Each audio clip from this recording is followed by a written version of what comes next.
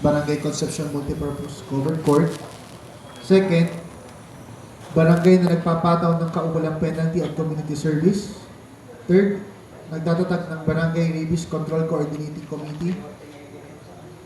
Fourth, nag-aatas sa lahat ng mga establishmento, kabahayan at sa lahat ng mga residente ng Barangay Concepcion na maghiwalay o mag-segregate ng nabubulok sa hindi nabubulok na basura. Fifth, kautusan nag-oobliga sa lahat ng tindahan na nasasakupan ng Barangay Concepcion.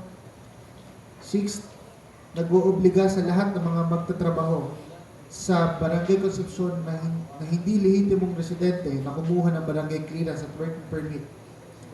And seven, barangay na nag-aata sa lahat ng kontraktor ng mga ginagawang konstruksyon sa nasasakupan ng Barangay Concepcion, Lungsod ng Batangas, natiyakin ang kaligtasan ng kanilang manggagawa o trabahador sa lahat ng oras.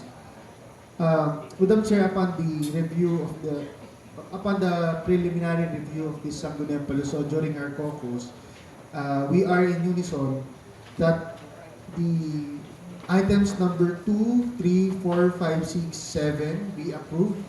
And however, the number 1, which is the ordinance providing the rules and regulations on the use of Barangay Concepcion Multipurpose Covered Court and providing penalties thereof, shall be referred back to the Barangay Concepcion for the reason that it violates the Section 391 of the Local Government Code, specifically paragraph 14, which says that the barangay must prescribe fines and amounts not exceeding 1,000 pesos for violation of barangay ordinance.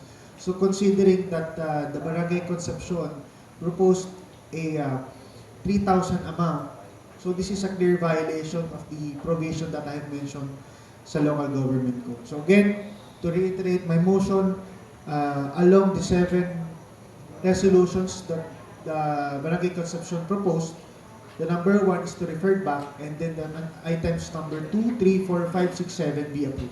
I shall move. There is a motion duly seconded that the different barangay ordinances for Barangay Poblacion, number 1 is to be referred back to the said barangay, and that the number 2, 3, 4, 5, 6, and 7 ordinances be approved. Any comments?